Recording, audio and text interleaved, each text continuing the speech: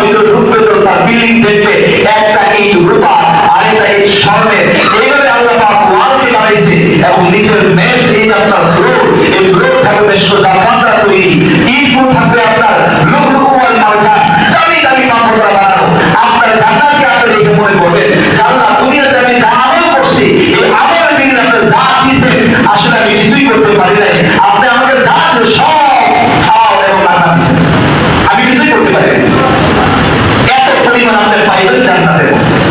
তো সেই জান্নাতটা পাইবার জন্য এই কথাগুলো বললাম এই জন্য, সারা রমজান যারা রোজা রাখছেন, যারা সারা রমজান রোজা রাখছেন তাদের জন্য আল্লাহ পাক আজকের এই দিনে ঘোষণা করতেছেন। শুনেন রাসূল হাদিসে কি বলছেন, ইযা কানা ইয়াউমু ঈদুল ফিতরি, রাসূলুল্লাহ সাল্লাল্লাহু আলাইহি ওয়াসাল্লাম বলেন যেই দিন ঈদুল